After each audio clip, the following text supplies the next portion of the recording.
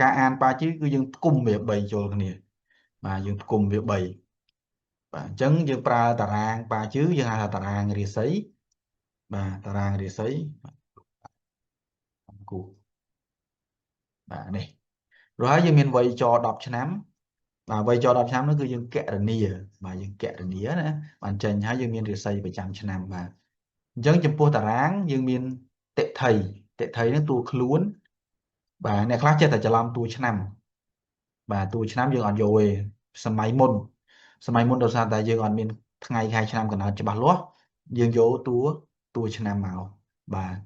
តែដល់ពេលឥឡូវយើងមានខែឆ្នាំកំណើតច្បាស់លាស់យើងយកតួថ្ងៃព្រោះតួថ្ងៃវាត្រូវជាងបាទគេតួឆ្នាំក៏វាត្រូវដែរប៉ុន្តែវាអត់សូវត្រូវបានដូចតួថ្ងៃទេដោយសារតួឆ្នាំយើងដឹងហើយឆ្នាំថោះឬមនុស្សច្រើនអ្នកកើតឆ្នាំថោះបាទអញ្ចឹងវាអត់ដូចតួថ្ងៃទេបាទតួថ្ងៃវាច្បាស់លាស់ជាងអញ្ចឹងណាបាទអញ្ចឹងយើងបានតួថ្ងៃគេហៅថាតិថីហ្នឹងខាងលើរាសីខាងលើហើយបានយើងយកមកធៀបជាមួយនឹងតួខែបាទយើងយកមកធៀបគ្នាមកយើងយកមកដេញបាទដើម្បីរកប្រភេទរាសីហើយនឹងរកធាតុត្រូវការបាទហើយយើងអាចតារាងនេះយើងអាចប្រាប់យើងថាអូយើងមានបញ្ហាគូបាទយើងមានបញ្ហាខ្សោយចំណេះដឹងអត់សូវចង់រៀនយើងឆ្លាតពេកបាទយើងឯករាជ្យពេកបាទយើងគួរតែធ្វើនេះយើងតារាងហ្នឹងវាជួយប្រាប់យើងបានបាទដូចខ្ញុំដាក់ខាងនេះអញ្ចឹងតារាងរាសីប្រាប់ពីប្រភេទរាសីចំណុចខ្លាំងនិងចំណុចខ្សោយបាទនេះវាប្រាប់យើងហើយយើងមានជំរើសពីរយើងគួរតែដើរទៅតាមអាហ្នឹងឬក៏យើងប្រឆាំងជាមួយវាបាទយើងគួរតែដើរតាមវាឬប្រឆាំងវាយើងមានជំរើសពីរបើអ្នកដែលអាចប្រឆាំងជាមួយនឹងអានឹងបានប្រឆាំងជាមួយតារាងហ្នឹងណាបាទអញ្ចឹងមនុស្សហ្នឹងពិចារណាជោគជ័យធំបាទឥឡូវខ្ញុំឧទាហរណ៍មួយថានៅក្នុងរាសីគាត់ខ្សោយនិយាយយើងមើលតារាងគាត់ទៅគាត់ខ្សោយនិយាយហើយយើងដឹងថាបើគាត់និយាយបានបកកែនិយាយគឺគាត់ជោគជ័យមកអញ្ចឹងសំណួរគាត់ថាគាត់គួរតែទៅរកការងារដែលមិនពាក់ព័ន្ធនឹងនិយាយឬក៏គាត់ទៅហាត់រៀននិយាយឲ្យបកកែអានឹងជំរើសបាទអញ្ចឹងប៉ាជឿវាជួយប្រាប់យើងអញ្ចឹងតែយើងខ្ជិលទេយើងថាអូខេជីវិតខ្ញុំអត់ទៅបាក់ទៅពិបាកពេកទេអញ្ចឹងខ្ញុំទៅរកការងារណាដែលមិនពាក់ព័ន្ធនឹងការនិយាយព្រោះខ្ញុំវាអត់សូវចេះនិយាយតែបើថាហេខ្ញុំអត់ទេខ្ញុំចង់ជោគជ័យព្រោះអានឹងវាជាឧបសគ្គបាទអញ្ចឹងយើងទៅប្រឹងរៀននិយាយដើម្បីឲ្យយើងជោគជ័យអញ្ចឹងវាមានពីរហ្នឹងណាបាទអញ្ចឹងលោកគ្រូនិយាយឲ្យងាយស្រួលយល់បាទrồiហើយបានយើងចូលដល់វ័យច10ឆ្នាំបាទវ័យច10ឆ្នាំនេះក៏គេគណនាមកដែរអ្នកខ្លះអាចចាប់បានពីអាយុបាទ1ឆ្នាំបាទរហូតមកដល់10ឆ្នាំតារាងខ្លះណាបាទតារាងខ្លះអត់ទេតារាងខ្លះគេអាចចាប់បានពីអាយុ7ឆ្នាំទៅដល់17 6វាខុសៗគ្នាទៅតាមអាហ្នឹងគឺគេគណនាមកអញ្ចឹងបាទគេវាគណនាមកអញ្ចឹងណាបាទអានេះសួរលោកគ្រូក៏លោកគ្រូអត់ដឹងដែរព្រោះយើងវាយទៅវាចេញមកអញ្ចឹងតាមពិតគេមានគណនាដៃតែការរៀនក៏លោកគ្រូរៀនដែរប៉ុន្តែយើងអត់ដែរប្រើយើងភ្លេចអស់វិញបាទ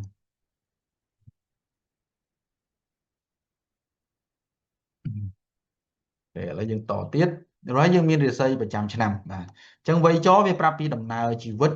បាទត្រូវជួបអីខ្លះបាទចង្អើអ្នកខ្លះត្រូវផ្លាស់ប្ដូរជីវិតបាទអ្នកខ្លះក៏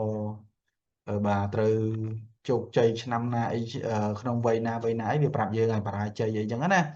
បាទជួបឧបសគ្គអីផ្សេងហ្នឹងគឺវ័យច10ឆ្នាំវាក្តោបធំជាងគេបានរាសីប្រចាំឆ្នាំហ្នឹងបានវានិយាយជួនកាលវាទៅបន្ថែមជួនកាលវាទៅបន្ថយអីចឹងទៅបាទរាសីប្រចាំឆ្នាំណាបើលោកគ្រូផ្ដោតជាងគេគឺវ័យច10ឆ្នាំព្រោះកាលដែលលោកគ្រូរៀនដំបូងចេញអានរាសីដំបូងអឺនៅក្នុង10ឆ្នាំហ្នឹងលោកគ្រូក៏ជឿដែរជឿថាមានមួយឆ្នាំហ្នឹងវាហេងមកយើង10ឆ្នាំសូយវាមានមួយឆ្នាំហ្នឹងហេងហើយលោកគ្រូទៅរៀនជាមួយលោកគ្រូខ្លះទៀតហ្នឹងគាត់បែង5ឆ្នាំផ្សេងទៅ5ឆ្នាំផ្សេងទៅបើយើងខ្លះបើថា5ឆ្នាំយើងអាចសូយទៅ5ឆ្នាំយើងអាចហេងទៅតែដល់ពេលលោកគ្រូរៀនបានច្រើនយើងរៀនគ្រូច្រើនហើយយើងបូកជាមួយនឹងបទពិសោធន៍យើងឃើញថាកាលណារិស័យ10ឆ្នាំធ្លាក់បាទនឹងលោកគ្រូនឹងនិយាយលម្អិតបើក្រោមទៀតចឹងអាឆ្នាំនេះអារិស័យប្រចាំឆ្នាំក៏ពិបាកជួយដែរយ៉ាងដូចយើងឃើញអ្នកខ្លះគាត់ធ្លាក់10ឆ្នាំធ្លាក់20ឆ្នាំបាទអ្នកខ្លះគាត់រត់ទៅរៀបចៅអុងឬក៏ដួងកែកំណើតដែលមានតម្លៃរាប់ម៉ឺនដុល្លារក៏ដោយសារតែអ្វីចរហ្នឹងវាធ្លាក់10ឆ្នាំ20ឆ្នាំវាយូរពេកបាទហើយនៅក្នុងឆ្នាំហ្នឹងវាអត់មានអាឆ្នាំណាជួយគាត់បានអញ្ចឹងណាចឹងអ្វីចរហ្នឹងគឺសំខាន់ជាងគេបើសិនតែឃើញអ្វីចរល្អហើយអូមួយឆ្នាំហ្នឹងមិនបាច់ភ័យទេបាទវាមានតែហេងហើយនឹងហេងខ្លាំងតែបើសូយគឺមានតែសូយខ្លាំងបើអ្វីចរយើងធ្លាក់ទាំងពីរ សួយខ្លាំងជាងទៅបាទហើយរាសីប្រចាំឆ្នាំហ្នឹងវាចាំតែបន្ថែមឯងវាចាំបន្ថែមថាយើងឧទាហរណ៍បើយើងវ័យចឆុងវាទៅបន្ថែមឆុងទៀតអាហ្នឹងកាន់តែធ្ងន់ទេវាបន្ថែមវាទៅបន្ថែមបាទបើយើងហេងវាទៅបន្ថែមហេងហ្នឹងហេងខ្លាំងជាងទៅអញ្ចឹងយើងតមកទៀតបាទយើងតមកខ្ញុំនិយាយអំពីតារាងម្ដងបាទតារាងប៉ាជឿមិញយើងស្គាល់ហើយតារាងប៉ាជឿតិថីហើយអញ្ចឹងខ្ញុំនិយាយអំពីឆ្នាំខែថ្ងៃនិងម៉ោងអញ្ចឹងនៅក្នុងក្បួនប៉ាជឿយើងរាប់ពីខាងស្ដាំឆ្នាំមុនណារាប់ពីឆ្នាំមុនស្ដាំទៅឆ្វេងឆ្នាំខែថ្ងៃម៉ោងយើងរាប់អញ្ចឹងវិញអញ្ចឹងពីអាយុ1ឆ្នាំដល់19ឆ្នាំបាទពីអានេះ20ខ្ញុំដាក់19 20ដល់39 40ដល់59 60ដល់79អានេះខ្ញុំចង់និយាយថាទាំងអស់ហ្នឹងណាមិនមែនតែតារាងមិនមែនតែខាងលើទេណាចង់និយាយថាមកកន្លងឆ្នាំនេះបាទមកកន្លងនេះវានិយាយអំពីអាយុ1ឆ្នាំដល់19ឆ្នាំបាទកន្លងនេះកន្លងឆ្នាំហ្នឹងណាអញ្ចឹងបើយើងចង់ដឹងថាពី1ឆ្នាំដល់19ឆ្នាំបាទយើងអាចនឹងជួបបញ្ហាអីខ្លះគេមើលតែតួឆ្នាំហ្នឹងឯងបើសិនជាតួឆ្នាំនិងតួខែយើងឆុងអាហ្នឹងគឺបែរថាវ័យកុមារភាពរបស់យើងគឺយើងអាភ័ព្វវាឆុងគ្នាបាទអាភ័ព្វហើយឬក៏វាជាប់ DE បាទយើងអាភ័ព្វដែរហើយបើវាឆុងផងវាជាប់ DE ផងកំព្រាអានោះលោតទៅកំព្រាហ្មងអាចមានឪពុកស្លាប់ឬក៏ម្ដាយស្លាប់បាទបើសិនជាយើងគ្រាន់តែវាឆុងគ្នាត្រឹមលេងលះទេបាទលេងលះ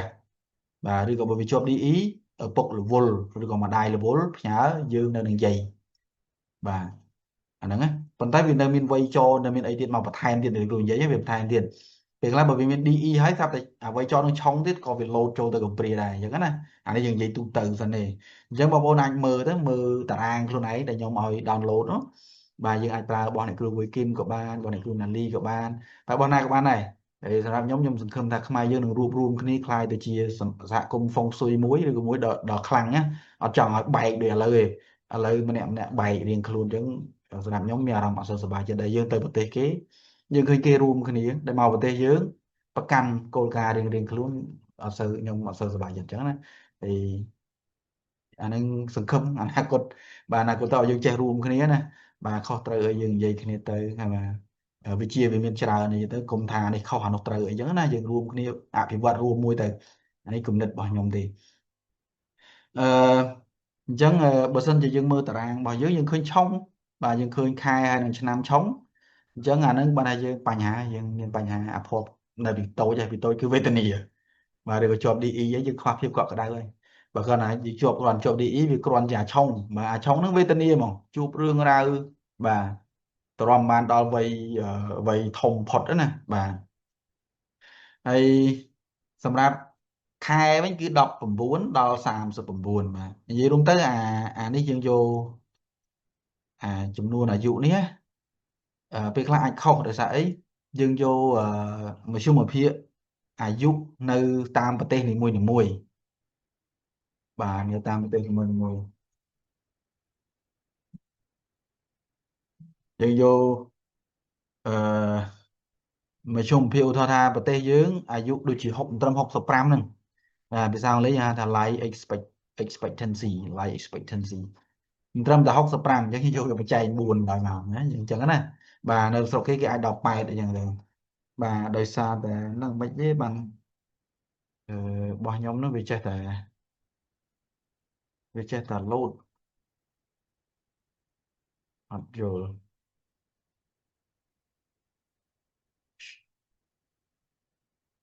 ចេះតែលោតរហូតឬក៏អាចមកពីអានេះបិទពួកនេះចោលសិន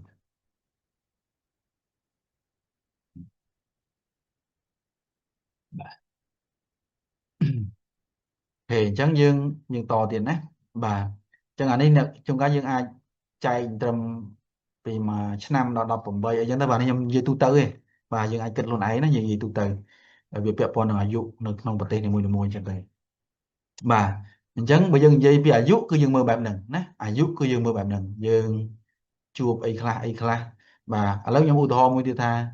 ខែហើយនឹងឆ្នាំឆុងគ្នាអញ្ចឹងបើថាយើងនៅអាយុយើងចាប់ពីបានប្រពន្ធទៅ banគ្រួសារហ្នឹងបាទចាប់ពីបានគ្រួសារហ្នឹងបាទមកដល់អាយុខ្ទង់40បាទបាទអាយុនឹងអាយុ40ពួកនេះពី40ទៅ50បាទដល់40ហ្នឹង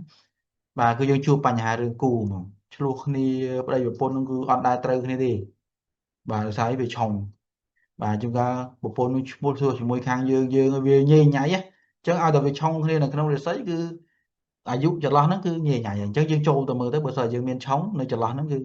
ញ៉េញ៉ៃហើយបាទហើយយើងចេះឆ្ងល់បាទថាម៉េចបានជីវិតយើងវាអញ្ចឹងបាទកាលពីក្មេងវាអត់អីទេតែពេលមកដល់ចូលមកមានគូវាទៅជាបញ្ហាពីក្មេងសល់លុយដល់ពេលមានគូជាពាក់គេវិញអញ្ចឹងណាបាទអាហ្នឹងគឺអញ្ចឹងហើយអឺបើសិនជាវាឆុងថ្ងៃហើយនឹងម៉ោងអាហ្នឹងគឺពេលយើងចាស់បាទហើយតួថ្ងៃគឺតកតងគូបាទបើវាឆុងគឺមានបញ្ហាអញ្ចឹងនៅក្នុងប៉ាជឿគេហាមទី1គឺបាទឆុងតួថ្ងៃជាមួយម៉ោងក៏ដោយជាមួយខែក៏ដោយហាមឆុងទី2ធាតុលុយត្រូវឆុងបាទព្រោះអាពីរហ្នឹងតកតងនឹងគូតកតងនឹងលុយតើមានឆុងគឺយើងពិបាកបាទបន្តមកទៀតបើយើងចង់ដឹងថាចង់ដឹងអំពីបាទបងប្អូនចង់ដឹងអំពីមិត្តភ័ក្តិចង់អីគេមើលតាណាបាទគេបើមិត្តភ័ក្តិអ្នកនៅជុំវិញឬក៏ចាស់ទុំអីគេមើលតួឆ្នាំបាទអានេះជាទូទៅយើងមើលនៅពេលដែលមានឆុងកើតឡើងបាទនៅពេលដែលមានឆុងណាបាទបើអានេះជាទូទៅយើងមើលនៅពេលដែលអឺឆុងនៅក្នុងរាសីនេះអាខាងអាយុណាបាទហើយវាឆុងនៅក្នុងរាសីដល់ពេលយើងមានឆុងពីក្រៅមកគេមើលអាក្រោមនេះវិញបាទឧទាហរណ៍ថាឆ្នាំយើងឆុងអញ្ចឹងឆ្នាំយើងឆុងយើងច្បាស់ជាមានបញ្ហាមួយចាស់ទុំហើយយើងច្បាស់ជាមានបញ្ហាមួយមិត្តភ័ក្តិមានបញ្ហាជាមួយអ្នកជុំវិញខ្លួនតែយើងសម្បូររឿងរ៉ាវហើយបាទយើងឆុងណាយើងឆុងតួឆ្នាំណាបាទមានរឿងមានរ៉ាវបាទសម្បូររឿងឈឺក្បាលបាទឬអត់ស្អីសោះក៏ចេះរឿងរ៉ាវគេនាំយកមកឲ្យដែរអញ្ចឹងទៅអញ្ចឹងបងប្អូនដែលមានឆុងតួឆ្នាំអាចសម្គាល់ខ្លួនឯងបានហើយបាទមិត្តភ័ក្តិធ្លាប់តែនិយាយត្រូវគ្នានិយាយវាអត់ត្រូវគ្នាទឹកមាត់យើងវាសាបអីចឹងទៅបាទហើយបើសិនជាយើងមានឆុងនៅតួខែគឺពាក់ព័ន្ធនឹងការងារហើយការងារគ្រួសារបងប្អូននេះចឹងទៅបាទវាឆុងអញ្ចឹងអានេះគឺភាគច្រើនវាពាក់ព័ន្ធនៅពេលដែលវាឆុងមកខាងពីខាងក្រៅបាទហើយបើឆុងមួយតួថ្ងៃអានឹងឆុងមួយប្រពន្ធដែរតែបើយើងអត់គូឆុងបានគូតែបើយើងមានគូអានឹងអាចឆុងឆ្លោះគ្នាបើសិនជាយើងមើលទៅឃើញមានវ័យចរអីណានៃផ្សេងមករួមគ្នាអានឹងយើងដើរលេងគ្នាបាទឬក៏នៅក្នុងខែហើយនឹងថ្ងៃនេះយើងឆុងហើយបាទថាតែមានឆ្នាំនោះមកឆុងមួយទៀតអានឹងដល់ទៅហើយបាទដល់ទៅហើយប៉ុន្តែលោកគ្រូបញ្ជាក់ឆុងមិនប្រកាសថាអាក្រក់ទេណាបាទហើយភាគីក៏មិនប្រកាសថាអាក្រក់ដែរបាទពេលខ្លះយើងការប្រពន្ធឬក៏យើងការប្តីមកប្តីនោះវាអត់កើតឬក៏ប្រពន្ធនោះអត់កើតស្មាតូមិនមែនថានេះទេគាត់ថាយើងចង់ឧទាហរណ៍ឯងពីការឆុងឯណាបាទតែតែយើងឆុងបែកទៅយើងទៅបានមួយទៀតល្អជាងមុនអញ្ចឹងណាជីវិតយើងប្រសើរជាងមុនអាហ្នឹងគេហៅថាឆុងហេងហើយអញ្ចឹងពេលខ្លះទទួលស្គាល់ថាឆុងវាមានបញ្ហារឿងរ៉ាវបើយើងអត់សប្បាយចិត្តទេកាលណាឆុងគឺបាទដូចយើងអឺធ្លាក់ទូរស័ព្ទបែកvậyណាអាហ្នឹងគេហៅឆុងហើយតែបើសិនជាឆុងហេងធ្លាក់បែកអាចាស់ទៅយើងទិញបានអាថ្មីបាទនៅបើឆុងហេងណាតែយើងប្រុងទិញអាថ្មីហើយតែអាបែកវាធ្លាក់អញ្ចឹងវាអត់បញ្ហាទេអាហ្នឹងចង់និយាយអញ្ចឹងណាតែបើឆុងសូយអាហ្នឹងបានបញ្ហាបើឆុងសូយយើងបានប្តីល្អហើយប្រពន្ធល្អហើយតែវាឆុងទៅបាត់បាទយើងស្ដាយដែរតែយើងធ្វើម៉េចយើងអត់ចង់បែកតែវាមិនដឹងធ្វើម៉េចអញ្ចឹងណាបាទអញ្ចឹងឆុងទៅបាត់បាទចាហ្នឹងក៏យើងអត់ដឹងធ្វើម៉េចដែរណាបាទហើយតកតងម៉ោងគឺតកតងជាមួយកូនចៅការបណ្ដាក់ទុនអឺបើតួម៉ោងនេះយើងមើលដែរយើងមើលបើសិនជាគាត់អាយុច្រើនហើយឆុងតួម៉ោងអូកូនចៅហើយ100%ដល់កូនចៅហើយពួកគាត់អត់ត្រែតគាត់អីហើយគាត់លេងរស់ស៊ីហើយបើថាពេលយើងអានទៅយើងឆ្លាតនឹងដែរកុំឲ្យវាវល់ណាបាទអូថាយើងឃើញអឺឥឡូវឧទាហរណ៍មួយទៀតយ៉ាងនេះចប់សិនហើយតែបើសិនជាគាត់ឆុងនៅពេលដែលគាត់ឆុងគាត់អាយុតំ40អីឆុងទូមកអូរស់ស៊ីខាតដែរបាទរស់ស៊ីខាតដែរអញ្ចឹងណាយើងអាចដឹងបាទហើយឆុងម៉ោងនេះបើសិនគាត់នៅអាយុ30 40អីគាត់ធ្វើការក៏ដោយគាត់ទៅលួចលេង Forex ទៅលួចលេង crypto អីចឹងណាវាមកអានោះវាមកធ្វើឲ្យគាត់នឹងធ្វើការសុកតែនឹកឃើញតែវិនិយោគជាមួយគេខាតទៅអាហ្នឹងឆុងម៉ោងហ្នឹងអញ្ចឹងអានេះលោកគ្រូបញ្យល់នេះបញ្យល់តាមបទពិសោធន៍ផងទេបាទអត់មិនយកទ្រឹស្ដីមកហើយទ្រឹស្ដីច្រើនណាស់បើយើងរៀននោះស្អីខ្លះទេបាទហើយគ្រូច្រើនទៀតនោះវល់ពេញភូមិតែអានេះលោកគ្រូនិយាយមកដោយសារតែយើងបទពិសោធន៍4 5ឆ្នាំធ្វើការមើលរិស័យឲ្យគេអញ្ចឹងយើងនិយាយមកវាចៃវាដាច់ ប្រពន្ធដូចគ្នាបើថាយើងឃើញគាត់ចាស់ហើយទៅឆុងប្រពន្ធអីទៀតឆុងបដូរទីលំនៅអញ្ចឹងទៅឬក៏គាត់ឈឺអញ្ចឹងទៅណាបាទយើងអាចមើលឆុងតួខែក៏ដូចគ្នាបាទបើគាត់ចាស់ហើយគាត់មានធ្វើការធ្វើអីអញ្ចឹងបើឆុងតួខែបាទន័យថាគាត់អាចអត់ត្រែតបាទគាត់មិនឈប់ការងារមានបញ្ហាកន្លែងការងារទេគាត់អត់ត្រែតគាត់អីចឹងទៅបាទអាហ្នឹងក៏ឲ្យងាយស្រួលយល់អញ្ចឹងណាបាទអញ្ចឹងអាហ្នឹងគឺយើងមើលទៅតាមហ្នឹងអញ្ចឹងបើយើងចង់ដឹងពីក្មេងបាទយើងមើលតាណាវ័យជំទង់យើងមើលតាណាបាទយើងអាចមើលតាមហ្នឹងហើយពេលដែលមានឆុងមកយើងបាទឆុងជួបរឿងអីខ្លះយើងអាចមើលដឹងហើយមួយទៀតដែលលោកគ្រូចំណាំបាទពេលខ្លះឆ្នាំដែលយើងសូយáបាទឆ្នាំដែលសូយយើងខំការពារបាទដោយលោកគ្រូចេញទាយដំបូងក៏ដូចគ្នាដែរចេញមើលរាសីដំបូងដូចគ្នាដែរអូឃើញគាត់ឆុងតាក់ទងលុយបាទឆុងទូខែហ្នឹងខំលោកគ្រូខំឲ្យគាត់ប្រយ័ត្នហ្មងបាទការងារក៏អីនឹងពេលផ្ដាស់កុំតមាត់មួយមេអីណានៃការងារយើងប្រយ័ត្នអីណាបាទយើងប្រយ័ត្នអញ្ចឹងតែដល់ពេលគាត់វាសូយបាទវាសូយដល់ពេលវាសូយវាគេហៅលេខដាក់អរៈជាន់ណាបាទការងារអត់អីទេការងាររបស់គាត់អត់អីក្រុមហ៊ុនលំ បាទការងារគាត់អីមិនthấyក្រុមហ៊ុនអញ្ចឹងអានោះវាអាចទាញទៅអញ្ចឹងដែរក្រុមហ៊ុនបិទទ្វារបាទវាទៅរលំក្រុមហ៊ុនវិញបាទអញ្ចឹងវាអាចទាញទៅអញ្ចឹងដែរអញ្ចឹងពេលខ្លះបើឃើញឆុងឃើញអីហ្នឹងពេលខ្លះយើងទទួលខ្លះឬក៏យើងបាទប្រេឲ្យហើយរកការងារណាថ្មីឲ្យហើយបាទប្រេឲ្យហើយអានេះយើងអាចប្រេបានបាទ